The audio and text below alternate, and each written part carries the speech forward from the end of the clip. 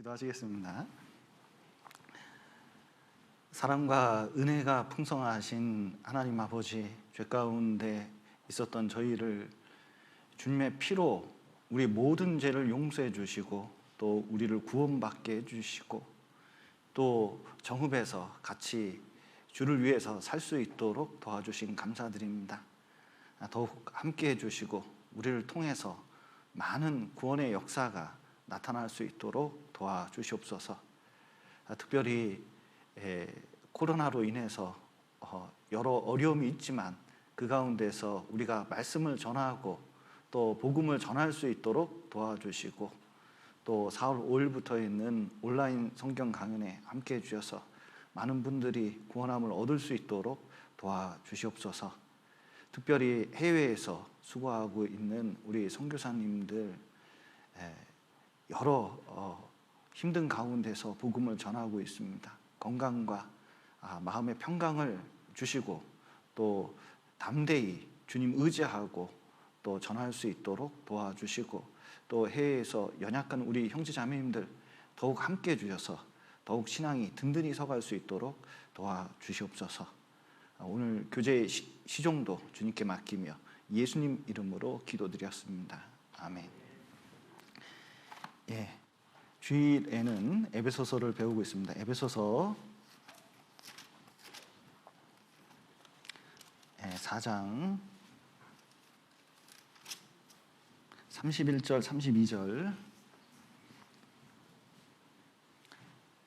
31절 32절 제가 읽어드리겠습니다.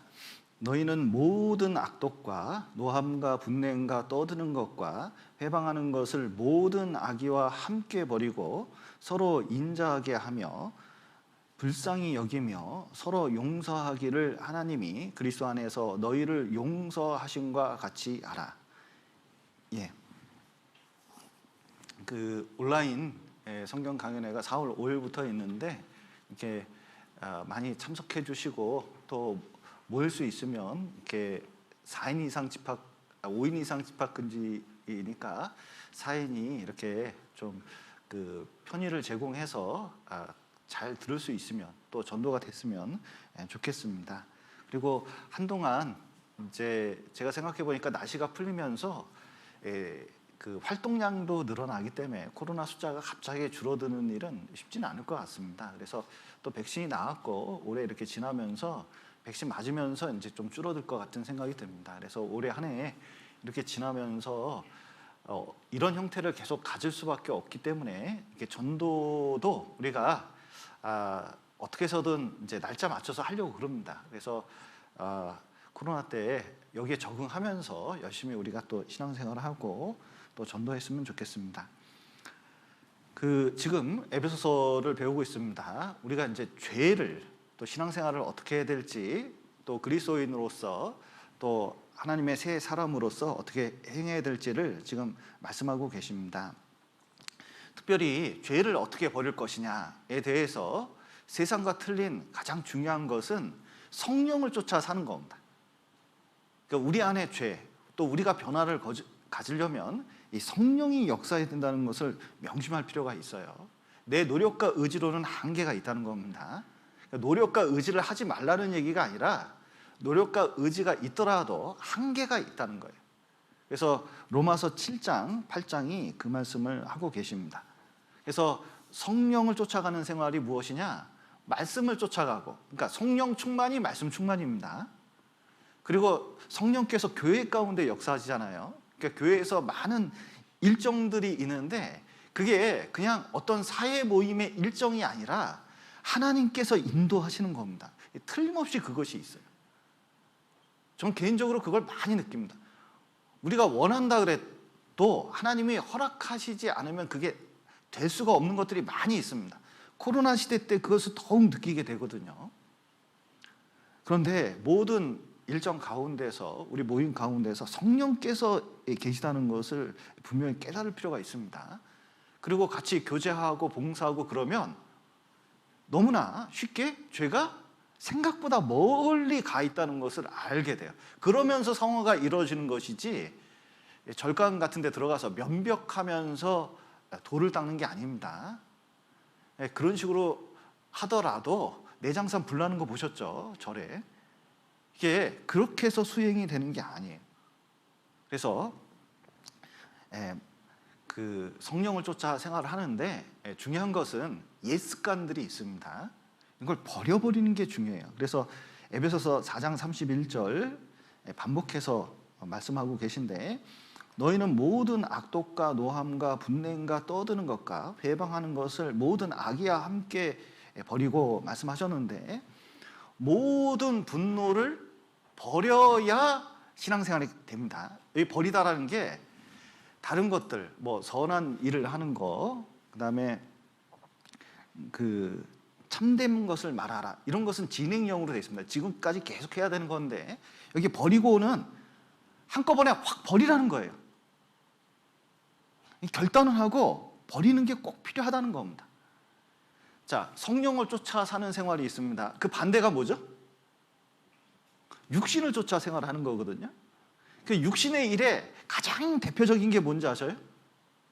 갈라디아서 5장에 보면 육체 일이 쫙 나와 있는데 그 절반 이상이 다 분내는 거하고 상관이 있습니다. 여기 그래도 확인 한번 해보시죠. 예, 전체 임원 모임 때 잠깐 말씀드렸는데 갈라디아서 5장 보시죠. 예, 이러면 갈라진단 말이야. 그래서 갈라디아서에 있습니다. 갈라디아서 5장 19절입니다. 자, 여기 성령을 쫓아 생활하는 것이 있고 육체를 쫓아 생활하는 것이 있는데, 육체의 일이 여기 있습니다. 19절. 육체의 일은 현저하니 곧 음행과 더러운 것과 호색과 우상 숭배와 술수와 원수 맺는 것과 분쟁과 시기와 분냄과 당짓는 것과 불리함과 이단과 투기와 술 취함과 방탕함과 또 그와 같은 것들이라.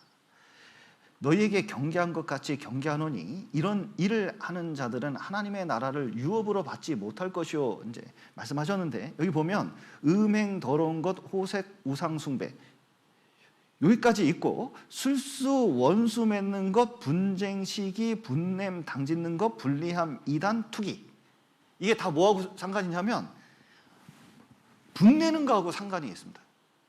그래서 신앙생활 가운데서 이 분내는 것을 버리는 것이 굉장히 중요해요. 특별히 성경을 보면 분을 누가 잘 내는지 아세요? 형제님들이 분을 잘 낼까요? 자매님들이 분을 잘 낼까요? 아무리 생각해도 쌤쌤인데 성경에서 보면 그 봉서회 같은 경우에는 이제 디모데 전서에 보면 남자들이 분노와 다툼 없이 거룩한 손을 들어 기도하기를 원한다, 이렇게 되는데, 이렇게 회의나 어떤 교제를 할 때, 의견 결정할 때 형제들이 자주 다툴 수 있는 경우가 있다는 걸 말씀하거든요. 뭐 자매님들도 마찬가지입니다. 그러니까 이 분쟁이라는 게 얼마나 문제가 되는지 보여주고 계셔요. 그래서 어떤 조직이든, 심지어 마귀도 질서가 있습니다. 싸우지 않아요. 그런데 가정이든 교회든 싸우게 되면 마치 옷을 찢어놓는 것과 같아요. 그리고 줄다리기 하는 것과 똑같습니다. 체육대회 때 가장 힘든 운동이 뭔지 아세요? 뭐 이렇게 발 묶어서 달리기도 하고 뭐 계주도 하고 그러잖아요. 근데 막 어깨 쑤시고 삭신이 쑤신 운동이 하나 있습니다. 그게 뭔지 아세요? 줄다리기. 그래서 줄다리기 우승하는 거 절대로 안 좋아요. 왜냐하면 그 다음날 고통이 너무 심해요. 차라리 지는 게 낫다 싶을 정도가 돼요. 그런데 줄다리기 할 때 팽팽하고 아무것도 움직이지 않잖아요. 중간에 서 있는 사람이 보면 힘은 엄청 들어가는데 되는 일은 없어요.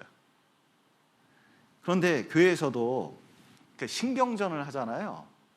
되는 일은 없습니다. 뭐 신방을 간다든지 교제를 한다든지 그리고 사람을 세워준다든지 전도를 한다든지 이런 건 없어요. 그런데 신경전을 하면은 힘은 엄청 들어요. 그래서 이 분쟁이 있으면 그리스도의 몸을 찢는 것과 같고 장작불이 있으면 흩어놓은 것과 같습니다. 그래서 굉장히 이 교회에서는 교회가 하나 되고 몸된 교회가 하나 되고 하나 되는 것을 힘써 지키라고 얼마나 말씀하고 있는지 몰라요. 그런데 마귀는 돌아다니면서 틈을 냅니다. 그 틈이 뭐냐면 마귀가 못하고 다닌다고요? 틈 타고 다닙니다. 그 틈이 뭐냐? 에베소서에서 두 가지로 말씀하고 있어요. 틈이 뭐죠? 말과 분입니다. 그러니까 말을 할 때 분을 내면서, 짜증을 내면서, 그리고 찌르는 말, 뭐 이런 말들이 사실은 가정을 깨고, 그 다음에 교회를 깨고, 그리고 신앙생활도 많이 깨지는 역할을 하고 있어요. 그래서 여기서 분에 대해서 여러 가지 이제 종류를 말씀하고 계신데, 여기 에베소서 다시 4장 보시죠. 4장 31절, 버려야 될 분노들이 여기 있습니다. 너희는 31절, 너희는 모든 악독과, 자, 악독은 뭐냐면 다른 성경에 보면 쓰다, 쓴뿌리, 쓴 약초, 쑥, 뭐 이런 걸로 이제 표현되는 경우 많습니다. 이게 섭섭해가지고요, 괜히 미운 거예요. 괜히, 그러니까 그냥 싫어.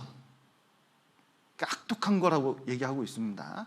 그래서 이런 것이 있으면 그냥 만나는 것 자체가 괴로운 마음이 드는 경우가 있거든요. 또 노함, 부글부글 끓어오르는 겁니다. 내적 분노죠.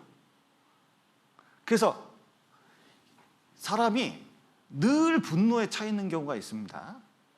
저는 아들하고 영화 하나 보는데 그 어벤져스라는 영화를 봤었거든요, 옛날에. 근데 이제 거기에 헐크가 갑자기, 사람이 갑자기 헐크가 되면서 그 외계인을, 엄청 큰 외계인을 한 방에 날리더라고요. 얼마나 통쾌한지 몰라요. 근데 그때 한 헐크의 말이 아직도 머리에 잊혀지지 않아요. 진짜 그 명대사입니다. 나는 항상 화나 있다. 그래서 늘 가만히 있다가 그냥 헐크로 변신할 수 있다는 거예요. 늘 화나 있다는 거예요. 그 말이 막 와닿더라고요. 우리도 어떻게 하냐면 이 내적 분노가 있어서 늘 어떤 마음을 갖고 있을 수 있어요? 화가 나 있어요. 그러니까 늘 짜증이야. 늘 힘들고. 그래서 늘 분노가 날 수가 있어요. 근데 바울은 교회 내에서는 그게 합당치 않다는 겁니다. 그래서 그 모든 악독과 노함과 분냄, 이 분냄은 뭐냐면 터져 나오는 분노를 말하는 겁니다. 그래서 막 분위기가 막 화가 나 있으면, 어떤 모임 들어가시면 분위기 자체가 화가 나 있어요. 그래서 뭔 말을 하면 터져 나올 것 같은 분위기를 만드는 거예요. 그게 분냄이거든요. 떠드는 것은 그게 터져 나온 겁니다. 터져 나오면 이거 수습이 불가한 경우가 많이 있습니다. 그리고 회방은 뭐냐면 비난하는 말입니다. 이게 뒤에서 엄청 욕을 하는 거예요. 이게 중상모략. 그래서 그냥 이렇게 보면 괜찮은데 중상모략을 듣고 보면요, 그 사람이 굉장히 악한 사람처럼 보이는 경우가 있습니다. 이런 경우가 있어요. 제가 제 아끼던 수학 정석을 없어졌어요. 얼마나 그래서 누가 가져갔지? 이렇게 보니까 아무리 생각해도 여기 순진한 내 앞에 있는 애가 있었거든요. 굉장히 착해 보이는 애가 있어요. 근데 가만 생각해 보니까 걔밖에 없어. 그러니까 순진한 미소가 뭘로 보이는지 아세요? 가증한 모습으로 보이기 시작합니다. 그때부터 너무 가증해요. 근데 나중에 보니까 가방 깊숙한 곳에 있었어요. 수학 정석을 발견한 다음에 그 다음에 그 미소가 어떻게 보였을까요? 너무 순진해 보이는 거예요. 그러니까 사람이 뭐가 잘못 딱 들어오잖아요. 괜찮은 사람도 잘못 보는 게 있습니다. 우리 마음속에 그럴 수 있어요. 그리고 모든 악의, 남을 해치고자 하는 그 비난하는 마음과 그 마음의 독소들이 있습니다. 이런 것들을 어떻게 하라고요? 모두 벌어버리라는 거예요. 버리는 게 좋다. 무슨 뜻이냐? 분을 품지 말라 그러는데 뭔가 이게 분이나 뭐 이런 게 올라오잖아요. 나를 위해서, 상대방을 위해서, 가정을 위해서, 교회를 위해서 좋지 않기 때문에 이런 게 올라오려면 버려버리려고 하는 게 중요합니다. 이게 처리해버려야 돼. 이거 어떻게 처리하죠? 어떻게 처리해야 될까요? 먼저는 화가 올라옵니다. 자, 맨 처음에 해야 될 거 뭐라고요? 정읍천을 돌아다니셔요. 일단 걸으셔. 이거 화가 났다 그러면 그냥 걸어야 되는구나. 그리고 지팡이 꼽든지 아니면은 집에서 성경을 막 읽어서 화가 풀릴 때까지 읽든지, 기도를 오늘은 기록을 세워보자, 2시간 기도해보자, 이렇게 결심해서 이제 화가 풀릴 때까지 기도를 해보든지, 분을 더디하는 게 지혜입니다. 그러니까 나는 게 지혜가 아니라 이거를 수그러뜨리는 게 이게 지혜다, 이걸 확실히 깨달아야 돼요. 그리고 다툼이 있으면 시작을 조심해야 되기 때문에, 다툴 것 같으면 자, 부부끼리 싸울 언성이 약간 올라갑니다. 그러면 어떻게 하면 좋죠? 누구하고 말하는데 언성이 올라가려고 그래요. 그러면 어떻게 하면 좋습니까? 집에서 안 해보셨나요? 좀 이렇게 얘기하다 보면 언성이 전혀 안 올라가시죠, 여러분은? 이게 이제 있다 보면 언성이 약간 올라가려고 그러잖아요. 그러면 어떻게 하면 좋죠? 다툼은 시작이 중요하니까 시작을 안 해버리는 게 중요합니다. 뭐부터 하면 차 한잔 마시자고. 차 한잔 마시자고 하고, 먹을 거라도 좀 주고, 그러면 좀 가라앉은 상태에서 얘기를 하는 게 좀 필요해요. 우리는 늘 그게 필요하다는 걸 인지를 할 필요가 있어요. 네. 그 다음에 가장 중요한 게, 더디한 다음에 그 분노를 사람한테 쏘면 안 돼요. 혼자 가지고 있어도 안 돼요. 속에서 막 썩는 경우가 있습니다. 하나님께 흘려보내는 거예요. 이게 다윗이 잘한 게 그겁니다. 하나님께 기도를 하면서 하나님께 내 마음, 내 고통, 이것을 흘려보내는 거예요. 그러면 하나님께서는 그걸 다 들어줘요. 그러니까 시편에 보면요, 좀 그리스도인이 보면은 좀 이럴 수 있을까? 어떻게 다윗이 원수에 대해서 저렇게 저주의 시를 말할까? 이렇게 이제 싶은 것들도 있습니다. 그런데 그것은 흘려보내는 거예요. 그러면 하나님께서 그걸 받고 하나님께서 판단하실 거니까. 그러나 그 다윗 보십시오. 흘려보내고 나니까 다윗도 괜찮아 보여요. 사울도 괜찮아 보여요. 그렇게 수십 년 동안, 수십 년은 아니죠, 10몇 년 동안 자기를 그렇게 괴롭히는 사람도 그냥 괜찮아 보이는 거예요. 야곱도 보십시오. 에서가 만나는데 엄청 부담감, 나 치면 어떡하지? 걱정이 태산이었습니다. 그런데 하나님께 밤새도록 기도했습니다. 흘려보내니까 마음이 평정이 오는 거예요. 안아줄 수 있는 마음이, 그리고 내 걸 줄 수 있는 마음이 생기는 겁니다. 그러니까 하나님께 흘려보내는 게 중요해요. 근데 내 마음이 합당치 않으니까 하나님께 흘려보내지를 못해요.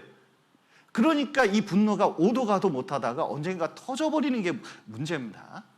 근데 하나님께 흘려보내는 게 이게 중요해요. 그리고 교회 내에서 어떻게 하느냐, 그것이 32절에 있는 겁니다. 여기 에베소서 4장 32절 한번 보시죠. 이제 성령께서 함께 하시면 있는 역사들입니다.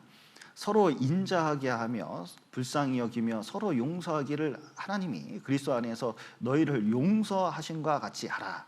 오늘 배울 내용이 뭐냐면, 이걸 좀 나눠서 좀 배우려고 그러는데, 오늘은 서로 인자하게 하며 이걸 배우려고 합니다. 여기 이제 인자가 있습니다. 인자. 그 성경에 보면 인자가 그 인자하게 하다 할 때 그 인자가 있고, 인자 대신 예수 그리스도가 있고, 또 교회에서 쓰는 거 보면 인자잉, 이렇게 이제 하시는 분도 계시고 있는데, 그래서 좀 헷갈리시는 분이 있을 수 있습니다. 여기서 인자라는 것은 헤세드를 가리키는데, 이 헤세드는 히랍 사람들이, 그리스 사람들이 크레스토테스 이렇게 이제 말합니다. 이게 그리스도하고 발음이 비슷하거든요. 영어로는 kindness, gentleness 이렇게 합니다. 그런데 이것이 신앙생활을 하는데 굉장히 중요해요. 그래서 우리말로는 인자, 자비, 그리고 친절로 번역될 수 있습니다. 여기를 붙잡으시고 갈라디아서 보시죠. 이 친절이 의외로 우리가 자세히 다루지 않기 때문에 중요하지만 자세히 다루지 않습니다. 그러나 그 중요성을 살펴보겠습니다. 여기 갈라디아서 5장 22절 보시죠. 22절. 오직 성령의 열매는, 신앙생활을 하면서 성령께서 우리에게 역사하시면 우리에게 열매가 열립니다. 근데 열매는 한 가지거든요. 여기 9가지 열매가 있지만 이 열매가 포도송이 열리듯이 한 열매에 열린다. 그러니까 모든 사람이 있다.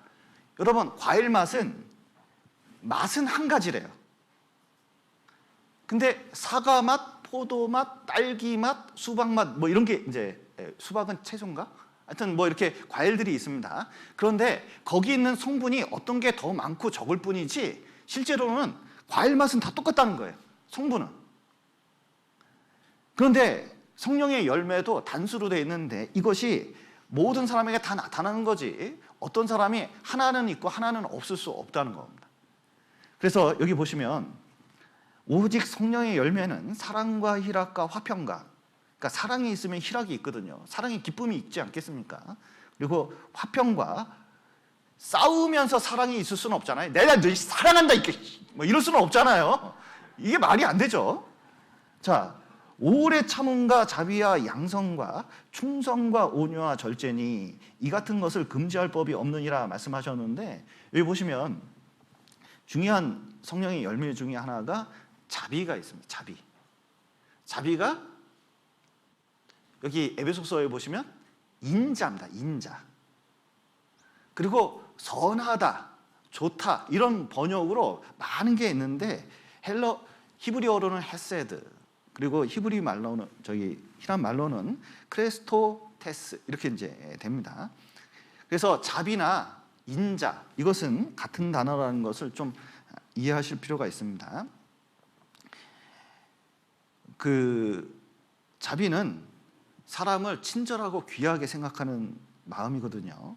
전쟁터에서 여자를 죽이려고 그러는데 여자가 자비를 베푸소서 이렇게 얘기를 했더니 불쌍히 여겨서 친절하게 하면서 살려줬습니다. 그게 자비예요. 뭐 자비의 대표적인 예가 하나 있는데 예레미야 52장을 한번 보시죠.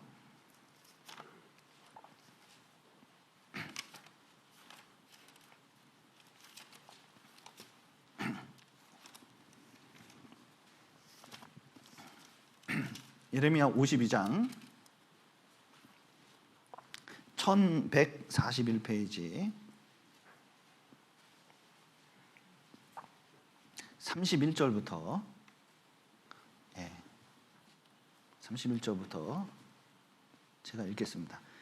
유다 왕 요야긴이 사로잡혀 간 지 37년 곧 바벨론 왕 에윌 무로닥의 쥐원년 12월 25일에 그가 유다 왕 여호야긴을 옥에서 내어 놓아 그 머리를 들게 하고 그에게 선히 말하고 그의 위를 그와 함께 바벨론에 있는 왕들의 위보다 높이고 그 죄수의 의복을 바꾸게 하고 그 일평생에 항상 왕의 앞에서 먹게 하였으며 그의 쓸 것은 날마다 바벨론 왕에게서 받는 정수가 있어서 죽는 날까지 곧 종신토록 끊이지 아니하였더라. 잘 모르는 역사인데 설명을 해드리겠습니다. 여기 그 시드기야 이후에 바벨론 느부갓네살 왕에 의해서 유다가 1차 침공, 2차 침공 당했거든요. 그래서 왕을 옥립하는데 여기 여야긴이라는 왕이 18세의 왕이 됩니다. 18살에.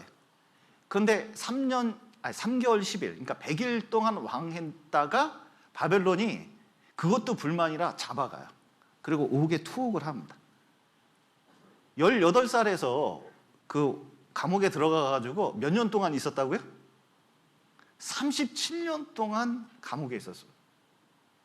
근데 에일 그 무로닥이라는 느부갓네살의 그 아들이 있는데 그 아들이 여러 명이거든요. 근데 이제 북한처럼 그 김정일의 아들들이 여러 명이잖아요. 여기 김정은도 있고 뭐 몇 명이 있는데 김정은의 형들이 있죠. 지금 형들이 있습니다. 하나는 어떻게 됐죠? 공항에서 이거 죽었잖아요. 갑자기 또 한 명이 또 있습니다. 그 형제들이 있는데 이게 정권 때문에 감옥에 넣는 경우가 있었어요. 근데 유대 전승에 따르면 성경에는 없습니다. 이 에일 무로닥이 젊었을 때 감옥에 들어갈 일, 느부갓네살 왕이 화가 나가지고 감옥에 집어넣은 사건이 있었던 것 같습니다. 그런데 여야긴하고 같이 있었던 것 같아요. 근데 여야긴은 성경에 있는 대로 우상 숭배하는 자였고 하나님께 죄를 진 자였거든요. 그런데 37년 동안 감옥에 있으면서 어떻게 애도 낳았어요. 애를 7명인가 6명인가 낳았거든요. 그런데 그 아들들의 이름이 다 하나님께 기도하고 찬양하는 거예요.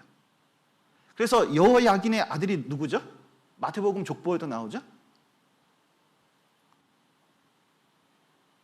바벨론에 이거한 후에 여고냐가 누굽니까?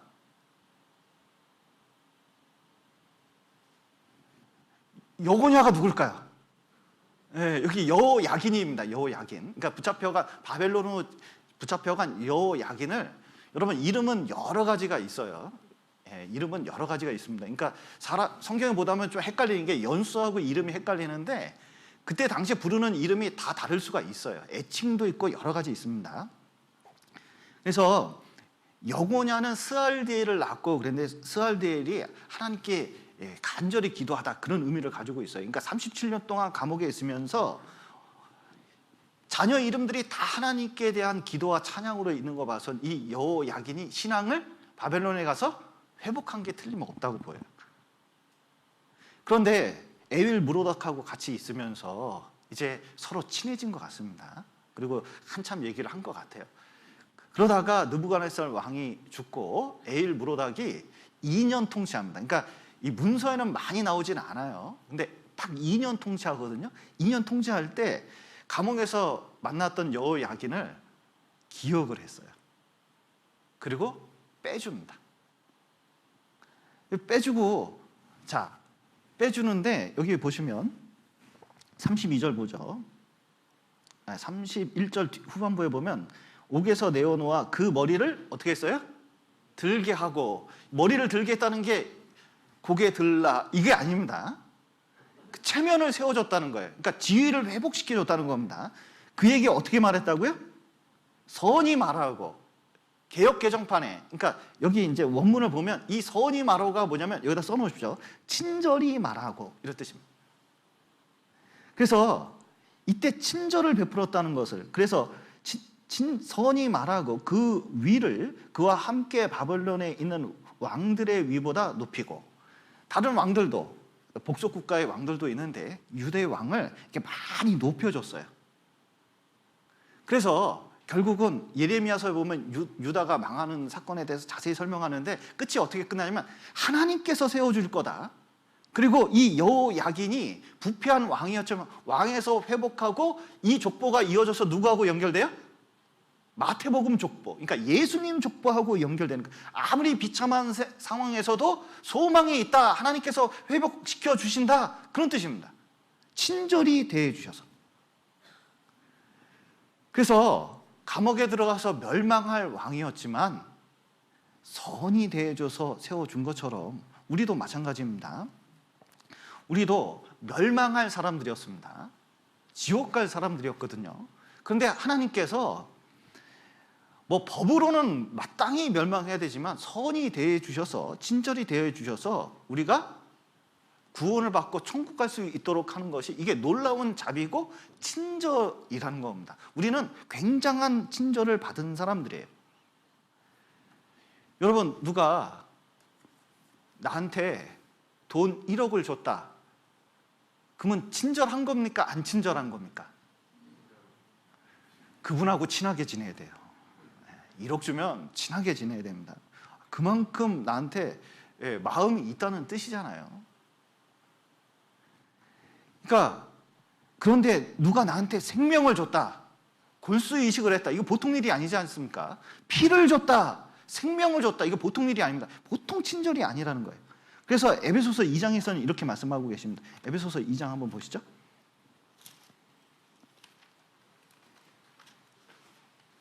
(2장 7절)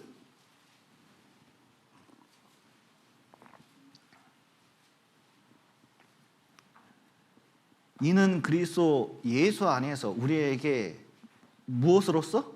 자비하심으로써 그의 그 은혜의 지극히 풍성함을 오는 여러 세대에 나타내려 하심이라. 하나님께서는 우리에게 정말 자비를 베푸신 겁니다. 그래서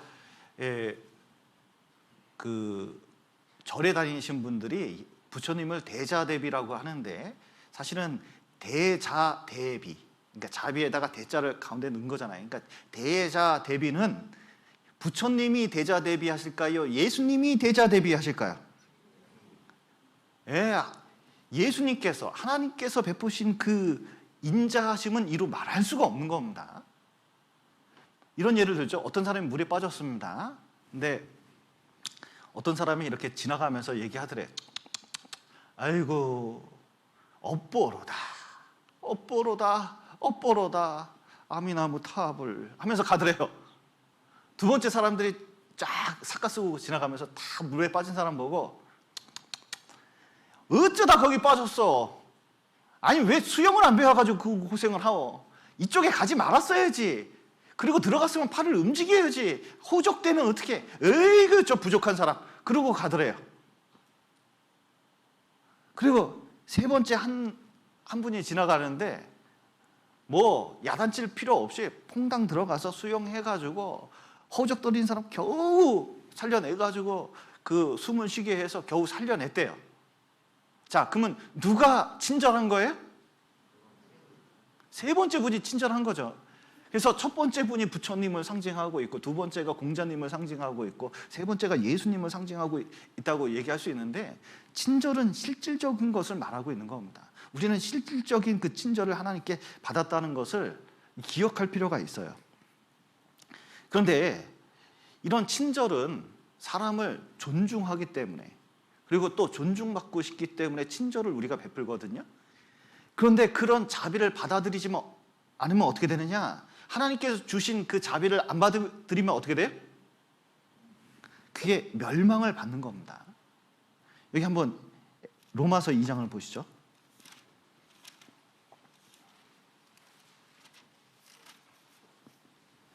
2장 4절. 혹 내가 하나님의 인자하심이 너를 인도하여, 내가 하나님의 인자하심, 그러니까 하나님의 친절하심, 하나님의 자비하심이 있습니다. 너를 인도하여 회개케 하심을 알지 못하여 그의 인자하심과 용납하심과 길이 참으심의 풍성함을 어떻게 한다고요? 멸시하는 거죠. 그래서 결국은 그것 때문에 친절을 받아들이지 않으니까, 하나님의 생명을 받아들이지 않으니까 결국 그 상응하는 대가가 따른다는 것을 알 수가 있습니다. 그리고 하나님의 자비하심을 받아들이지 않으면 어떻게 되느냐? 하나님이 없으면요, 사람이 무자비해요. 로마서 1장 31절 보시죠. 자, 하나님이 없는 사람들 28절에 보시면, 또한 저희가 마음에 하나님 두기를 싫어함에 되어 있습니다. 그런 사람들이 어떻게 되느냐? 31절, 우매한 자요, 배약하는 자요, 무정한 자요, 어떤 사람이라고요? 무자비한 자라. 예, 무자비해짐. 여러분, 그 인터넷을 인공지능이 배우고 있습니다. 저는 그거 되게 위험한 일이라고 생각해요. 왜냐하면 인터넷이나 그 어떤 글들이 다 불친절해요. 불친절. 예의가 없어요. 그리고 어떤 정보를 보면요, 거기에 은근히 막말이 많이 들어가 있어요. 품위가 없어요. 그래, 품위가 떨어진 지 오래입니다. 참, 미국 대통령, 트럼프 대통령이 되면서 정말 참 안타까운 일이 있어요. 세계에 있는 모든 사람의 수준을 떨어뜨려 놨어요. 트럼프 대통령이 어떻게 하냐면, 한 기자 중에 하나가 장애인이 있었거든요. 그 장애인 기자가 기사를 쓰는데 자기한테 조금 안 좋게 썼다고 공식적인 자리에서 그 장애인 흉내를 내면서 놀렸어요. 그러니까요, 그거 모습 보면서요, 얼마나 사람들이 안타까워했는지 몰라요. 그거는 인격을 모독한 거잖아요. 그런데 그것이 전파를 타니까요, 그 사람을 지지하는 사람들이 있잖아요. 그 습관을 그대로 배워요. 우리나라 정치인들도 마찬가지입니다. 옛날에 정치인들이요, 말을 고상하게 하려고 하는 사람들이 많이 있었습니다. 글을 읽어보셔요. 그 사람들이 쓴, 옛날 사람들이, 정치인들이 쓴 글을 보면 고상했어요. 말을 얼마나 아껴 썼는지 몰라요. 근데 지금 정치인들이 TV에서 국회의원들이 말하는 거 보셔요. 저게 품이 있는 사람들이 하는 말인가, 그거 좀 보게 돼요. 놀라운 것은 하나님이 없는 진화론자들이나 무신론자들이 하나님에 대해서 변증할 때 쓰는 말을 보십시오. 어떤 논증을 할 때 사람들이 어떤 근거를 말하고 있는 게 아니라 기독교인들하고 할 때 일단 깔아뭉개요. 저건 다 종교라고. 그리고 아무것도 모르는 식으로 딱 얘기를 해버립니다. 그러면 사람들이 그것을 동조를 해요. 그럼 깔아뭉개면 말을 못 하잖아요. 여러분, 어떤 말을 할 때는 그 사람이 예의 없게 말하면 예의 없게 말한다고 얘기를 해줘야 돼요. 그거는 예의가 없는 거라고. 그럼 무자비한 거라고. 근데 그 무자비가 시간이 지나면 어떻게 되는지 아셔요? 공산주의 보십시오. 공산주의 보세요. 히틀러 보셔요. 하나님이 없으니까 사람을 죽이는데 여러분, 상상을 초월할 정도로 사람을 죽입니다. 지금 중국에서요, 계속 문제가 되는 게 신장 위구르 한 민족을 중국 사람들이 죽이는데 한번 기사 보셔요. 실상을 살펴보면요, 말하기도 추잡스러운 그런 일이 많이 일어나요. 왜 그러냐? 인간에 대한 존중이 없어요. 사람에 대한 존중이 없어요. 폭력을 가할 수 있는 상황이 되면요, 얼마나 잔인한 활동을 많이 하는지 몰라요. 우리나라도 베트남 가서 군인들이 많은 치열한 곳에 있다 보니까요, 그때 사람을 많이 죽인 일이 있었습니다. 그런데 돌아와서 그때 베트남 전쟁에 실제 참여한 사람하고 대화를 해보면요, 그때 일 얘기 안 하려고 그래요. 왜냐하면 충격적인 일이 많이 있었기 때문에 그렇습니다. 이게 불친절한 것이요, 지나가 보면 얼마나 무시무시한 경우까지 가는지 몰라요. 특히 지금 이 시대는요, 사람들이 이익에 급급하다 보니까 경쟁이 치열합니다. 사람은 많고. 저희 때만 하더라도요, 취직 자리에 대해서 걱정한 적이 별로 없거든요. 지금은 취직이 왕이잖아요. 취직하는 게 일이잖아요. 그러다 보니까 경쟁하다 보니까 사람 마음이 아주 좁아져 가지고요, 예의가 없는 그런 일들이 많이 일어납니다. 근데 예의 없는 말은 사실은 자기 인격에 대해서도, 상대방 인격에 대해서도, 교회 안에 성령에 대해서도, 하나님에 대해서도 멸시하는 태도를 갖게 되는 거예요. 그래서 뉴스에 보면, 여러분 보십시오, 갑질 있잖아요. 갑질. 야, 참, 일본 어떤 한 여성 의원이 있는데 하버드 나왔어요. 근데 일본 사람들 얼마나 친절합니까? 그래서 거기 정치에 나오면 아리가또, 고자이마스 막 그러면서 그냥 깍듯하게 이렇게 정치 활동할 때 이렇게 깍듯하게 하는 거 보면요, 얼마나 참 예의 바르고 그런지 몰라요. 근데 운전석에 탔는데 운전사한테 하는 말을 들었는데, 야, 막 어마어마한 소리를 지르고 막 야단을 치고 막 소리를 지르는데, 운전사가 화가 나서 그 녹화해가지고 방송국에 보내가지고 문제가 된 적이 있어요. 우리나라에도 진짜 항공사 대표, 항공사의 회장가 이렇게 보면요, 유튜브나 이런 데 뉴스에 나온 거 보셔요. 얼마나 소리를 치는지. 그런데 왜 그렇게 소리를 치고 왜 그렇게 사람들이 욕을 하고 상대방을 무시할까? 사람에 대한 존중감이 아예 없습니다. 인간에 대한 존중감이 없어요. 사실은 자기 자신에 대해서도 존중감이 없어서 그렇습니다. 근데 말세에 이런 것이 나타날 것을 보여주고 있습니다. 디모데 후서 보시죠. 우리는 진짜 과거보다도 예의 없는 시대에 살고 있거든요. 3장 1절 보시죠.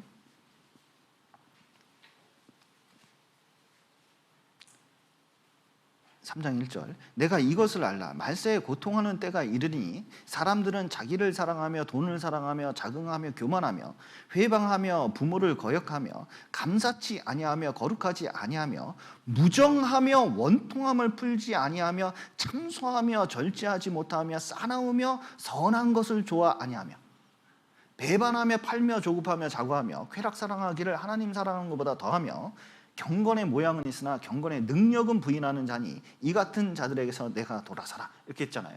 쾌락을 사랑하고 돈을 사랑하고 자기를 사랑합니다. 그리고 교만해요, 기본적으로. 그러면서 뭐냐면 선한 것을 좋아하지 않아. 싸나워요. 그래서 인터넷에서 오가는 말들을 보면요, 이거는 진짜 쓰레기 같은 말이 얼마나 많은지 몰라요. 댓글 보셔요. 수준이 얼마나 나는지 몰라요. 제 유튜브 이렇게 올리다가 댓글 사용 금지를 하라고 하거든요. 그 왜 하냐면 얼마나 쓰레기 같은 말을 하는지 몰라요. 그러면요, 그런 거 다 한번 보면 이게 진짜 상종하기도 싫은 마음이 딱 생기거든요. 왜냐하면 인간에 대한 기본적인 존중감이 너무 없어서 그래요. 하나님에 대한 그 존중감이 너무 없어요. 결국 멸망합니다. 불친절은 자기에게 돌아오게 돼 있어요. 나발이라는 사람이 있습니다. 이 나발은 농장을 크게 했는데 그때 당시에 이 도적대도 있고, 옛날에는 도적대 같은 게 많잖아요. 그런데 다윗이 도망치면서 이 나발을 보호해 줬어요. 바깥에서 군사를 가지고 여기 있으면서 보호해 줬습니다. 그러니까 양도 잘 치고 보호되면서 아주 그 사업을 잘 키워 나갔습니다. 근데 다윗이 보니까 이제 부하들이 너무 배고파요. 그런데 이제 수확대가 돼가지고 양도 작고 소득이 많을 때 충분히 넉넉하게 나눠줄 때에 가서 좀 이게 그 우리가 지켜주기도 하고 여러 가지 있으니까 좀 달라 그랬습니다. 나발도 그걸 알아요. 그런데 나발이 한마디 하죠. 이게 좀 도와달라고 이렇게 친절하게 예를 갖춰서 얘기했더니, 다윗은 누구며 이새의 아들은 누구냐? 그일에 각기 주인에게서 억지로 떠나는 종이 많도다. 야, 다윗이 누구야? 이새의 아들? 아니, 요즘 주인인데 떠난 잡족들이 그렇게 많다며? 다 무시하는 거. 근데 그 말을 듣고 그 말이 다윗에게 귀에 딱 돌아왔습니다. 그러니까 어떻게 돼요? 하나님도 무시한 거고, 그리고 성경에 자비를 베풀라고 되어 있는데 그 베푼 것도 무시한 것뿐만 아니라 다윗 존재 자체를 무시한 거잖아요. 그러니까 인격이 무시된 겁니다. 그러니까 우리가 사람이 무례할 때, 예의가 없을 때 왜 이렇게 화가 날까요? 왜냐하면 인격에 대해서 완전히 멸시하기 때문에, 그 하나님을 무시한 거기 때문에 이게 화가 그렇게 날 수밖에 없는 거예요. 다윗도 가서 쳐 죽이려고 그랬습니다. 그랬더니 진짜 나발은 아내를 잘 뒀죠. 아비가일이 딱 들어보니까 이건 아니거든. 자기가 생각하면 이건 아니거든요. 그래서 급하게 문제를 해결하려고 먹을 거 하고 이거 다 해가지고 뭐냐면 다윗 앞에 갖다 줬습니다. 그랬더니 다윗의 노가 확 풀어졌어요. 우리가 하나님께 대해서 막말하는 경우도 많습니다. 저도 젊었을 때 하나님에 대해서 막말을 많이 했어요. 근데 구원을 딱 받았는데 예수님께서 내 대신 속죄를 해가지고 완전히 해결해 주니까 하나님의 진노가 딱 풀렸잖아요. 그걸 딱 깨달으니까 이게 마음이 온화해지는 거예요. 성령이 들어오면 마음이 온화해지게 돼 있거든요. 예의를 차리게 돼 있어요. 왜냐하면 구원받고 교회에 딱 들어오면 사람이 귀중해요. 사람이 구원받은 사람이 얼마나 귀한지 몰라요. 어린애도 귀하게 돼 있습니다. 그러면 그 존중감 때문에 말을 높일 수밖에 없어요. 그래서 이 무례한 것은 하나님도 무시한 거고 사람도 무시한 거고 인격을 무시한 거라고 할 수가 있습니다. 특별히 그 의류업체 CEO 브렌다 반스라는 사람이 있습니다. 이 사람이 부하 직원이나 그리고 뭐 경비원, 뭐 그 서빙하는 사람들, 웨이터 이런 사람들에게 함부로 하는 사람은 믿을 만한 사람이 아니다 이렇게 얘기를 했거든요. 그것을 웨이터의 법칙 뭐 이렇게 이제 얘기하는데 성경에서도 얘기합니다. 어린이의 법칙이 있어요. 예수님께서 이렇게 안수하시고 그리고 기도해 주시고 설교하셨습니다. 그랬더니 사람이 많이 쫓아가니까 애들이 모여요. 요즘에 애들이 학원 다니라고 모이질 않는데 옛날에는 사람 많이 쫓아가면 애들이 막 따라왔습니다. 그랬더니 제자들이 이렇게 했습니다. 애들은 가라. 그런데 놀라운 것은 예수님이 보통 해서 화를 내시는 분이 아니거든요. 이때 화를 내셨어요. 그리고 그리고 제자들을 꾸짖었습니다. 왜냐하면 어린아이들이 이 어린이 아이들을 용납하고 내게 오는 것을 금지하지 말라고 하시면서 이 아이들에게 말씀을 전해주시고 안수해주시고 그랬거든요. 어린 아이들라도 그 안에 인격이 있고, 그리고 하나님이 함께 하시면 이 아이들이 얼마나 잘할지 몰라요. 그러니까 함부로 하는 게 좋은 게 아니에요. 교회 안에서도 마찬가지입니다. 여러분 보셔요. 자, 나는 나이를 먹었고 요만한 아이들이 있습니다. 그러면 함부로 대해야 될까요? 존중해야 될까요? 여러분, 아이들이라고 여기 보면 내가 그 형제하고 그 자매하고 사이가 안 좋습니다. 그 애가 있어요. 근데 마침 애가 혼자 있네. 근데 또 얘가 또 까부네. 화를 동네. 자, 그러면은 한마디 해줘야 됩니까? 잘 얘기를 해줘야 됩니까? 잘 얘기해 주셔야죠. 왜냐면 이 아이는 잘못이 없어요. 이 아이는 잘못이 없어요. 이 아이는 어린아이 같은 짓을 하고 있을 뿐이에요. 아이를 사랑해 줄 필요가 있어요. 인격을 존중해 줄 필요가 있습니다. 그러니까 정말 내 인격이나 나 스스로를 하나님 앞에 존중하게 생각하면 품위를 지킬 필요가 있다는 것을 기억할 필요가 있어요. 친절을 베풀어야 돼요. 우리는 왜 친절을 베풀어야 될까? 여기 누가복음 보시죠.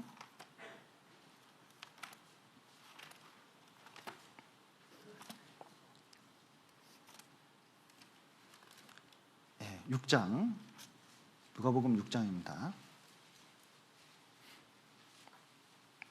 30절부터 좀 길지만 제가 읽겠습니다. 네, 누가복음 6장 30절부터 길지만 제가 읽겠습니다.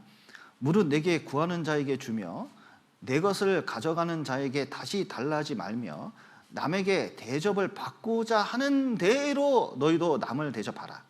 너희가 만일 너희를 사랑하는 자를 사랑하면 칭찬을 받을 것이 무엇이뇨? 죄인들도 사랑하는 자를 사랑하느니라. 너희가 만일 선대하는 자를 선대하면 칭찬을 받을 것이 무엇이뇨? 죄인들도 이렇게 하느니라. 너희가 받기를 바라고 사람들에게 빌리면 칭찬받을 것이 무엇이뇨? 죄인들도 의수히 받고자 하여 죄인들에게 빌리느니라. 오직 너희는 원수를 사랑하고 선대하며 아무것도 바라지 말고 빌리라. 그리하면 너희 상이 클 것이요 또 지극히 높으신 이의 아들이 되리니 그는 은혜를 모르는 자와 악한 자에게도 인자로우시니라. 너희 아버지의, 그 다음 같이 읽겠습니다. 자비하신 같이 너희도 자비하라. 예. 자, 사람은 친절한 사람한테 친절해요. 자기한테 사랑받고 잘해주는 사람한테 잘하려고 그럽니다. 근데 죄를 진 사람이나 다투는 사람이나 상대방에 함부로 하려고 그러는 성향이 있어요. 그러면 이게 평당해지게 되잖아요. 교회 안에서 그런 일이 있으면 안 됩니다. 나는 어떤 사람한테는 잘해주고 어떤 사람한테는 냉랭하게 하고, 이게 굉장히 심하게 나타나는 사람이 있어요. 왜냐면 자기 편이다 그러면 막 속을 내어줄 것처럼 모든 걸 다 해줘요. 근데 자기 편이 아니다. 완전히 이제 세상 말로 그 쌩깐다 그러죠. 완전히 뭐 이게 막 찬바람이 살살 부는 경우가 있어요. 완전히 그리스도인으로서는 좋지 못한 태도예요. 왜냐하면 하나님의 은혜를 받았다면 하나님이 어떻게 하느냐? 죄인들에게도, 안 받는 사람들에게도, 원수에게도 자비를 베푸는 분이시기 때문에 우리도 아버지의 자비하신 같이 너희도 자비하라 하신 것처럼 사람들한테 자비를 베풀 필요가 있다는 겁니다. 그러니까 모든 사람에게 친절하게 할 필요가 있어요. 그래서 초대교인들은 그리스도인 돼 있습니다. 크리스찬이라고 하잖아요. 근데 헬라어로 크레스토스, 자비나 친절을 크레스토스 뭐 이렇게 보통 얘기하거든요. 근데 그리스도스하고 똑같잖아요. 그러니까 발음이 비슷하니까 그리스도인 하면 그 느낌이 어떤 인상이 있어요? 친절한 사람 이렇게 됩니다. 여러분, 친절한 금자씨는 친절합니까? 불친절합니까? 친절한 금자씨라는 영화가 있습니다. 그래서 금자씨가 친절한가, 얼마나 친절한가 보면 큰일 납니다. 보니까 안 친절할 뿐만 아니라 사람은 죽여요. 제목을 왜 이렇게 잡았는지 모르겠어요. 근데 그 영화 보면서 이해가 잘 안 가더라고요. 뭐가 잘 이해가 안 가요. 그런데 친절한 그리스도인, 그런데 내용은 안 친절하면 안 되겠죠. 우리는 친절한 게 그리스도를 나타내는데 너무 중요하기 때문에, 하나님의 나타내는 방법이 친절이기 때문에 꼭 친절할 필요가 있습니다. 그리고 자비를 베푸는 이유가 전도하기 위해서는 친절할 필요가 있어요. 여러분, 어떤 여리고에 한 사람이 이게 내려갔습니다. 쭉 내려가다 강도를 만났어요. 그래가지고 옷을 벗기고 거반 죽게 됐습니다. 근데 세 사람이 지나갔어요. 제사장, 그리고 레위인, 그리고 사마리아인. 근데 제사장과 레위인은 그 여리고로 내려가는 중턱에 자기 마을이 있다고 알려져 있거든요. 자주 내려가는 곳이에요. 근데 거반 죽게 됐어요. 그러면 셋 중에 자비를 베푼다면 누가 베풀어야 될까요? 자, 목사님, 신부님, 그 다음에 평범한 사람이 버스에 탔습니다. 근데 어떤 사람이 교통사고 났어요. 그러면 누가 그것을 좀 조치를 취해줘야 돼요? 당연히 목사님부터 나와야 되잖아요. 신부님, 그 다음에 보통 사람이겠잖아요. 그런데 여기 보면 제사장이 먼저 이렇게 이제 지나가면서 봤는데 그냥 지나갔어요. 제사장은 거룩합니다. 옷이 기본적으로 제사장 의복이 있거든요. 그리고 더러운 거 묻히면 안 된다고 알려져 있습니다. 그런데 피 묻은 사람이 있어요. 그러니까요, 아이고, 야, 이거 이 제사장 분 가는데 이거 도와줘야 되나? 그리고 또 어떤 일이 생겨요? 아, 이거 위험하잖아. 저 사람 당했는데 또 강도 나올지도 몰라. 위험하잖아. 저 사람 죽을지는 하나도 생각 안 해. 자기 입장만 생각하는 거야. 자기 입장만. 아유, 또 내가 안 돕더라도 누가 돕겠지. 레인도 마찬가지입니다. 지나가면서요, 아이고, 저거 도와줘도 죽겠다. 그러니까 분명히 깨끗한 사람인데 도와줄 마음이 없으니까요, 사람에 대한 귀중함이 없으니까 도와줄 생각을 안 하는 거예요, 사실은. 그리고 핑계는 엄청 많은 거예요. 근데 사마리아인이 지나갔습니다. 사마리아 사람은 이게 지금 사업차 가는 거예요. 그러니까 일이 바쁩니까, 안 바쁩니까? 지금 그쪽 길이요, 위험한데 가는 것은 워낙 급해서 사업차 가는 거예요. 근데 강도 만난 사람을 봤습니다. 이 사람 도와주면 사업이 어떻게 될지도 몰라요. 그런데 사마리아 사람하고 유대인하고는 굉장히 사이가 안 좋습니다. 왜냐하면 사마리아인, 유대인한테는 사마리아인 하면은 그 우리식으로 하면 잡종이란 뜻이에요. 뜻이 좋습니까? 안 좋습니까? 유대인들은요, 완전히 경멸의 대상이에요. 그러니까 에돔 족속, 블레셋, 그 다음에 사마리아인, 극히 싫어했습니다. 하나님 믿고 있는데도 극히 싫어했어요. 참 이렇게 편견이 심해요. 그러면 사마리아 사람도 기분이 좋을까요, 안 좋을까요? 기분이 안 좋을 수밖에 없어요.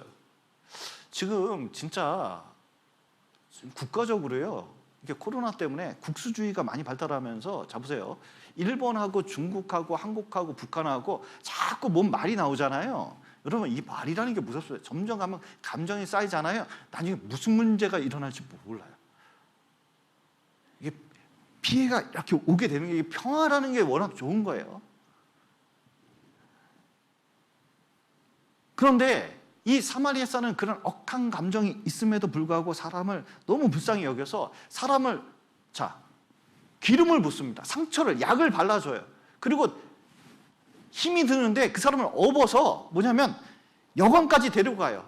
그리고 치료를 맡겨요. 그리고 돈을 주면서 부비가 되면 나중에 더 줄 테니까 잘 보살펴 달라고 얘기해요. 그러면 예수님이 묻습니다. 이 세 사람 중에 누가 강도 만난 자의 이웃이 되겠느냐 물었어요. 그랬더니 대답하는 사람이 뭐라고 그래요? 사마리아 입에도 담기가 싫은가 봐요. 그래서 이런 얘기를 합니다. 자비를 베푼 자는, 자비를 베푼 자. 예수님께서 뭐라고 하셔요? 가서 너도 이와 같이 하라. 친절을 베푸는데 실질적으로 이렇게 베풀라는 거야. 왜? 생명을 건지기 위해서. 무슨 뜻이냐? 복음을 전할 때 친절을 베푸는 게 얼마나 중요한지 말씀하고 계신 거예요. 이게 성경 강연에 외부 집회도 많이 해봅니다. 그러면요, 깜짝 놀라는 경우가 있어요. 어떤 경우가 있냐면 교회 전체가 너무 친절한 거예요. 가면 새로운 사람이 있잖아요. 그러면 자리도 이렇게 베풀어주고, 인사도요, 안녕하세요, 이렇게 그냥 아주 그 목소리도 맑아요. 어떤 경우는 그렇잖아요. 맞냐? 뭐 이런 느낌의 인사를 하는 경우도 있잖아요. 근데 안녕하세요, 그러고 어서 앉으세요. 친절을, 얼마나 인사를, 새로 온 사람이면 계속 인사를 하는 거예요. 그러면요, 분위기가요, 워낙 좋아요. 그리고 듣는 사람도 이상하게 마음이 열려가지고 앞자리에 앉아서 구원을 받더라고요. 어느 교회 가면요, 분위기가 기본적으로 냉랭해요. 그리고 뭔가 희생하려는 마음이 없어요. 친절을 베풀 마음이 없어요. 그러면요, 그냥 결과도 냉랭한 경우가 많습니다. 결과가 또 냉랭하니까 또 마음도 냉랭하잖아요. 그 냉랭한 게 계속 돌아다니는 거예요. 왜 그러냐? 본인이 친절할 마음이, 이게 존중할 마음이 없어요. 하나님께 존중하는 마음이 없어요. 그러면 그렇게 되는 겁니다.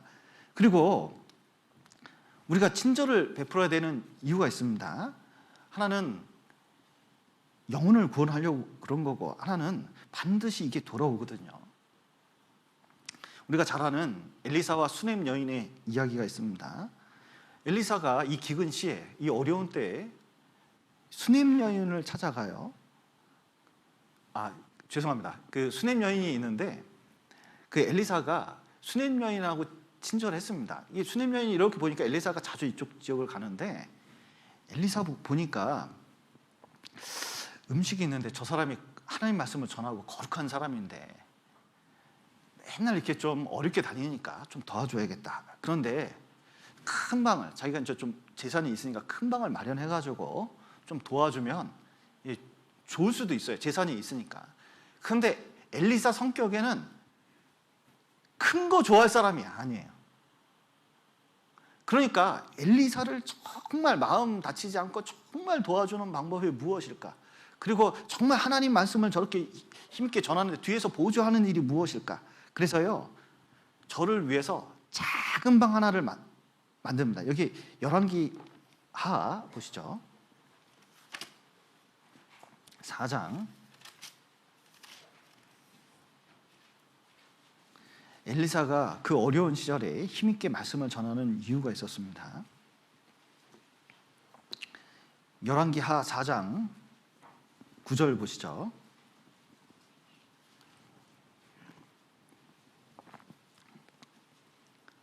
여인이 그 남편에게 이르되 항상 우리에게로 지나가는 이 사람은 하나님의 거룩한 사람인 줄을 내가 아노니 우리가 저를 위하여 작은 방을 담 위에 짓고 침상과 책상과 의자와 촛대를 진설하사이다.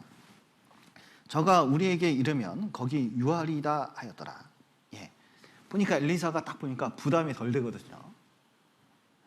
딱 담벼락에 있으니까 그렇게 고급스럽지도 않은 방이에요. 자기 혼자 성경 연구하면서 말씀 준비하면서 목회하기엔 딱 좋은 이제 사무실 같은 방이 하나 딱 생긴 겁니다. 너무 기뻐했어요. 왜냐면 침실이 있는 것보다 이런 데가 있는 게 너무 좋잖아요. 진짜 이게 목회 말씀을 준비하는 너무 이제 좋은 겁니다. 그런데 이제 쭉 이제 얻어먹고 이 작은 방에 쭉 있다 보니까 이게 보통 주밀한 게 아니잖아요. 내가 이거 좀 도와줘야겠다는 생각이 들었어요. 그래서 그 엘리사가 이렇게 얘기합니다. 여기 12절 보시죠. 자기 사환 게하시에게 이르되 이 수넴 여인을 불러오라. 곧 부르매 여인이 그 앞에 선지라. 엘리사가 자기 사환에게 이르되 너는 저에게 이르라. 내가 이같이 우리를 위하여 생각이 주밀하도다. 내가 너를 위하여 어떻게 하랴? 왕에게나 군대 장관에게 무슨 구할 것이 있느냐? 여인이 가로되 나는 내 백성 중에 거하나이다 아니라. 그렇게 생각을 주밀하게 나를 위할 수가 있냐? 어떻게 사람 마음을 알고 이렇게까지 할 수가 있을까? 그건 무슨 뜻이냐면 하나님을 존중할 뿐만 아니라 사람을 극히 존중하지 않으면 이런 친절이 나오기가 어렵다는 걸 인정하는 거예요. 그 고귀한 마음 때문에 받기만 할 수가 없으니까 뭘 도와줄까 이렇게 물어보니까 왕하고도 군대 장관하고도 친하니까 남편 좀 어떻게 직위 올려주랴? 부탁 좀 한번 해볼까? 이렇게 얘기했는데 아니라고. 나는 그냥 백성 중에 이렇게 있으면 된다고. 나중에 게하시 불렀습니다.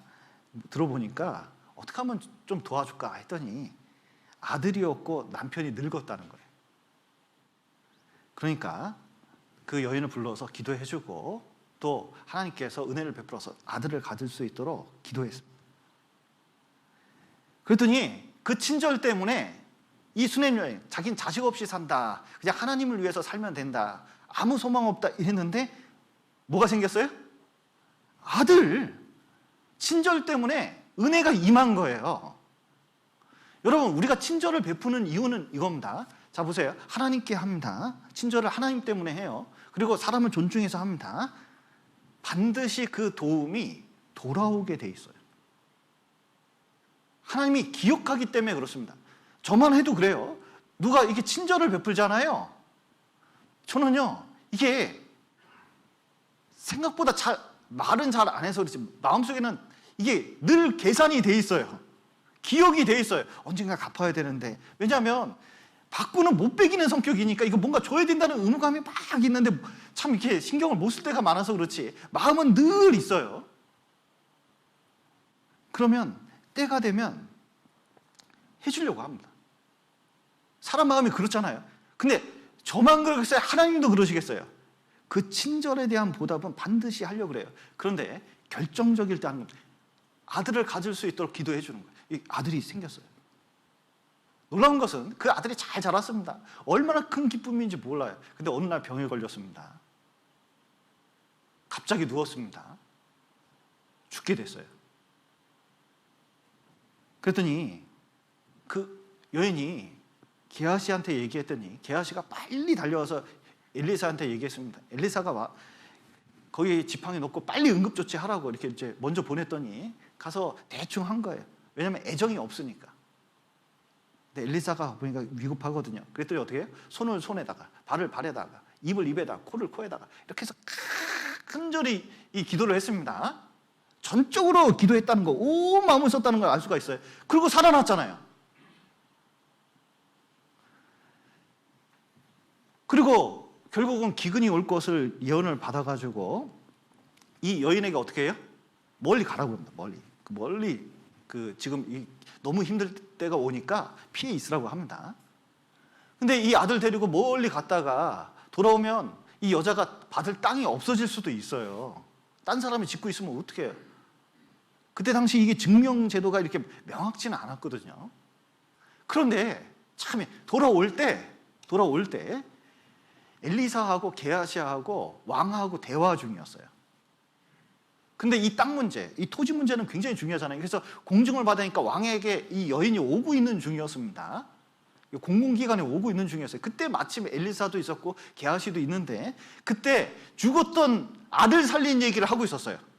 그래서 게하시가 막 그때 엘리사가 어떻게 사람 살렸는지 막 하면서 얼마나 자기가 감동을 받았는지 막 얘기하고 있는데 그 여자가 오는 거예요. 그 아들하고 저 여자라고. 바로 어떻게 됐어요? 바로 땅 차지했어요. 바로 왜냐면 확신하니까. 모든 생에 걸쳐서 그 친절 때문에 친절이 많은 은혜를 가져오게 된 겁니다. 하나님께서 그것을 베풀려고 하시는 거예요. 그러니까 그리스도인들은 기본적으로 하나님을 생각하고 받을 은혜를 생각한다면 친절을 베푸는 게 좋습니다. 비판을 하면 비판이 자기한테 돌아오게 돼 있어요. 은혜를 베풀면 그 은혜가 자기한테 돌아오게 돼 있습니다. 그러니까 친절할 필요가 있습니다. 미국 피츠버그 가구점에 이런 일이 있었답니다. 비가 막 오는데 한 가구점 앞에서 어떤 그 할머니가 우산도 없이 갑자기 비가 오니까 피해서 막 오도 가도 못하고 막 차가 지나가는데 빗물이 튀고 막 그런데 있는 거예요. 근데 저만 하나가 그걸 보더니 도저히 못 본 척 할 수가 없어서 할머니를 정말 존중하게 모시고 가서 여기 좀 앉아 계시라고. 나 가구 살 거 아니야. 괜찮다고 앉으시라고. 그리고 차 한잔 탁 내서 친절하게 대해줬대요. 진짜 친절하게 대해줬대요. 근데 그 할머니가 자기 아들한테 전화 걸어가지고 이 가구점 그 점원이 자기한테 얼마나 친절해도 너무 고맙다고 막 얘기를 했어요. 그 아들이 강철왕 카네기요.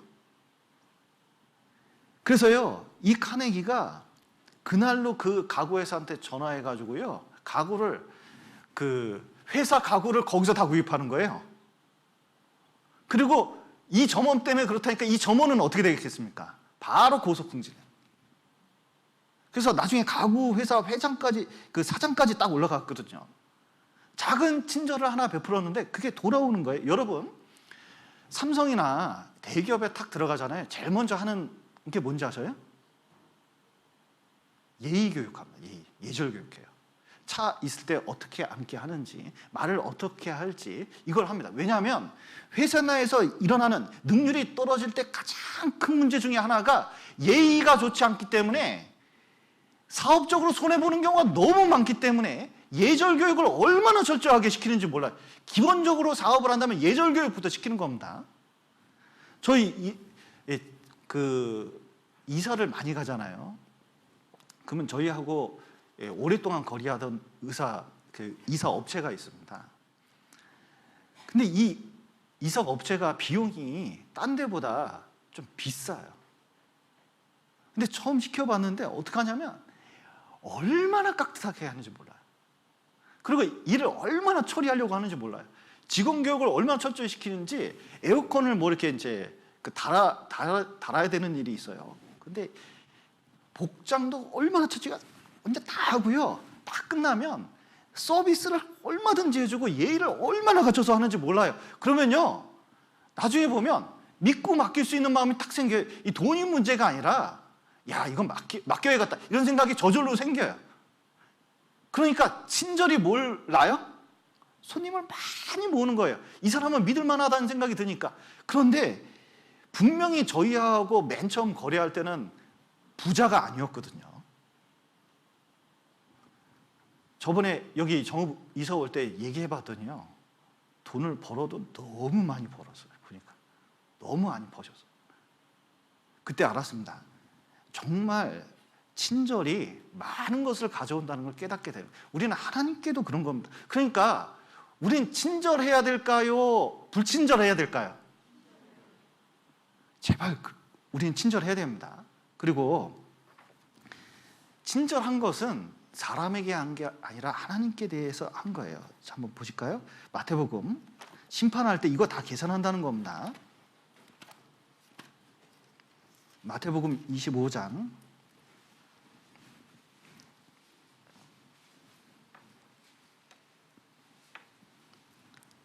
긴 내용이기 때문에 시간이 없어서 집에 가서 꼭 읽어보시고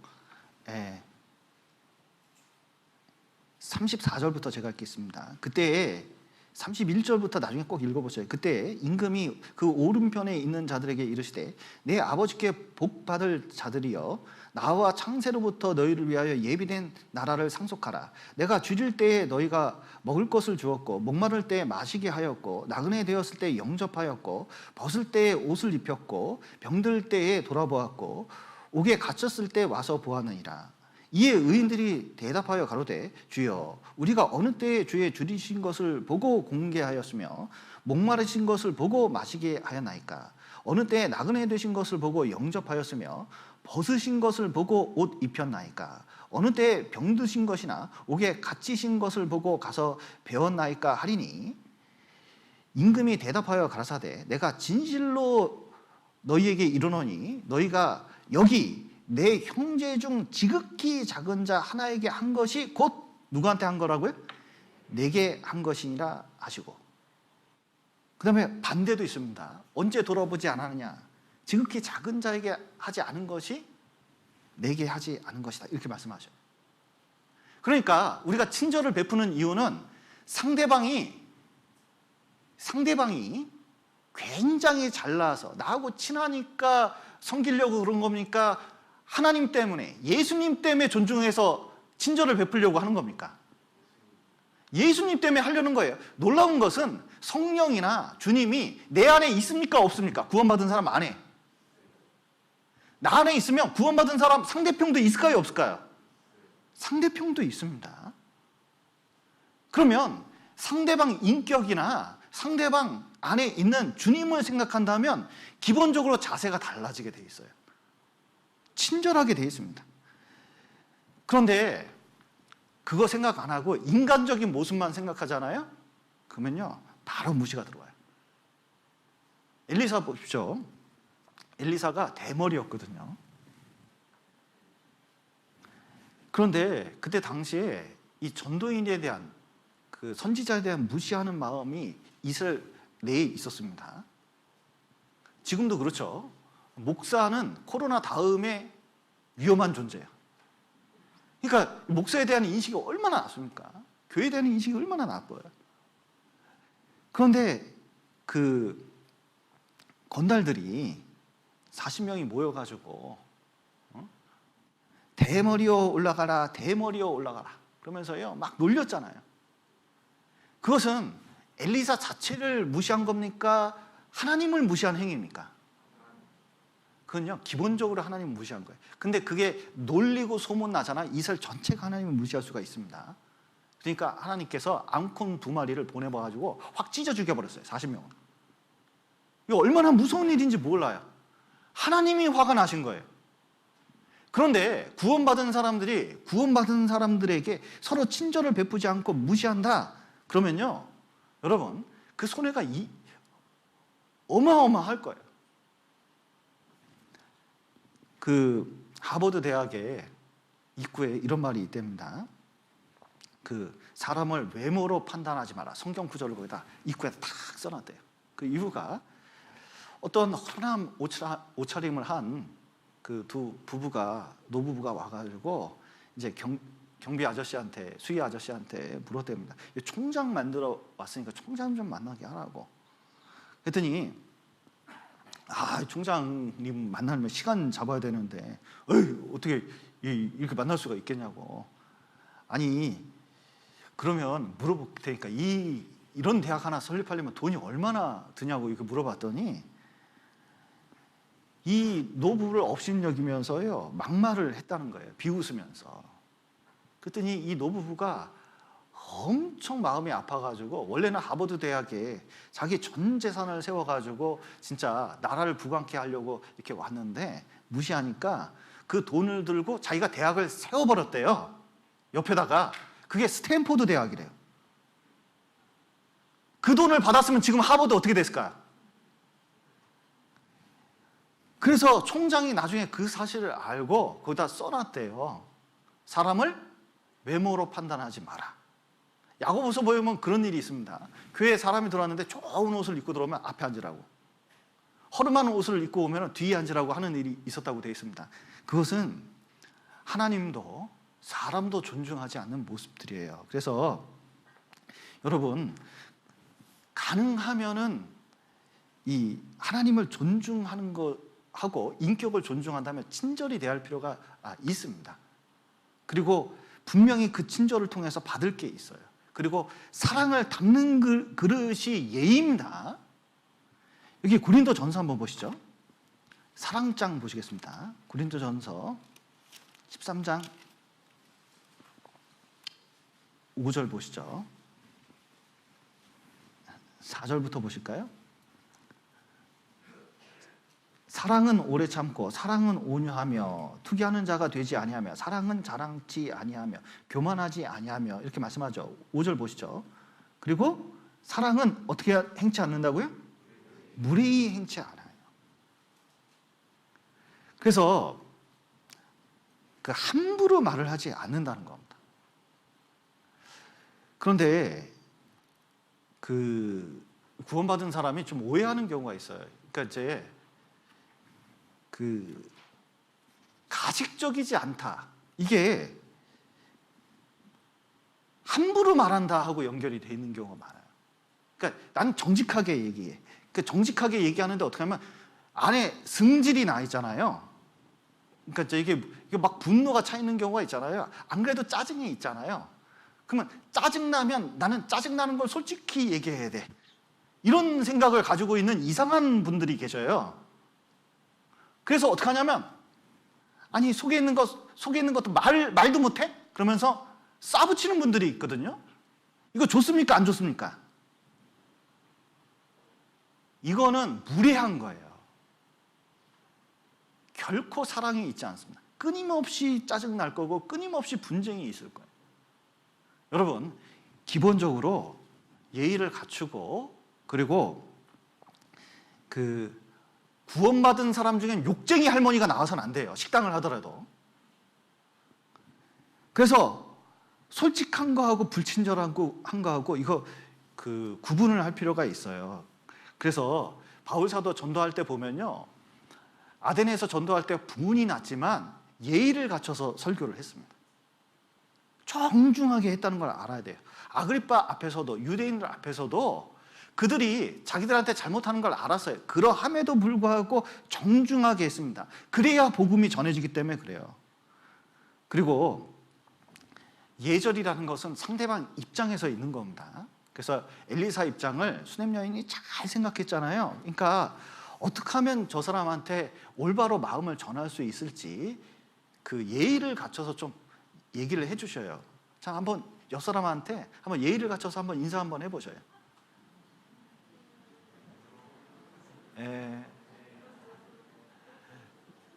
진짜 그게 좋습니다. 그리고 자녀한테도, 그리고 자녀 교육에 있어서도 아이들한테 존중하는 마음을 가지고 키우면 아이들이 존중감을 가지고 큽니다. 근데 함부로 말하잖아요. 에이, 저 빌어먹을 자식, 저거 딱 이러잖아요. 그러면은 아이 정체성이 뭐가 돼요? 빌어먹을 자식이 돼요. 그러니까 빌어먹을 자식이니까 자기 어떤 짓을 해요? 빌어먹을 일을 하겠죠.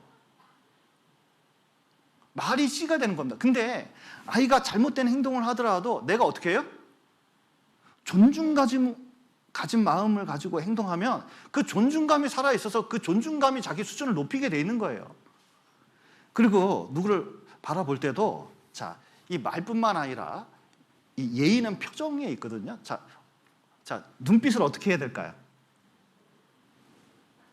자, 어떻게 해야 될까요? 이게 표정이 안 되네요. 이게 좀 웃으면서 얘기를 하는 게 좋습니다. 그러니까 어떤 분하고 얘기하는데 자기는 웃는 게 안 된대요. 굉장히 경직돼 있어요. 사진 찍을 때 웃어보라니까 진짜 이게 웃음이 안 되는 거예요. 너무 안 되는 거예요. 이제 충격을 먹었습니다. 진짜 충격을 먹었어요. 어떤 분이 마음에 고민이 있는데 그 얘기를 하다 보니까요, 꽃도 아름답지가 않대요. 단풍도 아름답지가 않대요. 왜냐면 자기 마음속에 가득한 분노가 있어서 그런 거예요. 여러분, 웃으셔요. 웃고 친절을 베풀 수 있어야 돼요. 백화점 직원도 밥 먹고 살려고 웃잖아요. 구원받은 사람이 못 웃을 일이 뭐가 있겠어요. 그러니까 친절하게 웃을 필요가 있어요. 그리고 눈빛도, 자, 입 모양도 어떻게 할까요? 자, 입 모양도 어떻게 할까요? 제가 굉장히 굳어 있는 사람이거든요. 근데 이제 이게 전도연 하면서 이 꼴이 올리려고 얼마나 노력하는지 몰라요. 근데 이렇게 웃는데 내가 그걸 알았어요. 한쪽만 올라간다는 걸 알았어요. 말할 때 보니까 제가 깜짝 놀랐다니까요. 저는 몰랐어요, 평소에. 그러고 나서는 자꾸 이쪽을 올리려고 그래요. 자꾸 웃는 표정을 하려고. 보세요. 혼자 웃어도 이게 능력이 있다고 되어 있습니다. 그리고 가능하면 친절을 베풀 기회를 놓치지 마셔요. 왜냐하면 반드시 그게 돌아오고 교회를 아름답게, 그리고 주님의 능력이 역사하게, 성령이 역사하게 하는 그 모든 틀은 예의에 있다는 걸 잊으면 안 됩니다. 그래서 성령의 열매가 뭐예요? 친절이에요. 자비, 인자하면 와닿기가 힘드니까 친절이 성령의 열매입니다. 그게 구원받은 사람은 다른 사람하고 기본적으로 이 말이 틀려야 돼요. 그래서 우리는 세상 사람들처럼 친절한 금자씨가 될 것이 아니라 진짜 친절한 그리스도인이 돼야 된다는 것을 좀 명심하고 신앙생활을 해 나갔으면 좋겠습니다. 같이 기도하시겠습니다. 사랑과 은혜가 풍성하신 하나님 아버지, 죄 가운데 있었던 저희를 주님의 피로 구원하시고 또 몸된 교회 가운데서 교제할 수 있도록 도와주신 감사드립니다. 우리가 때로 마음속에 불편한 것들이 있어서 친절하지 못할 때가 있습니다. 그리고 관계가 어그러져서 불친절할 때도 많이 있습니다. 그럴 때라도 주님 붙잡고 또 우리 인격을 붙잡고 친절하게 대할 수 있도록 도와주시고 그 친절로 말미암아 많은 주님의 역사가 우리에게 나타나는 것을 믿도록 도와주시옵소서.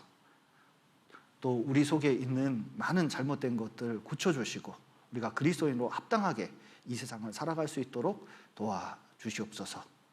오늘 귀한 시간 허락하신 감사드리며 예수님 이름으로 기도드렸습니다. 아멘.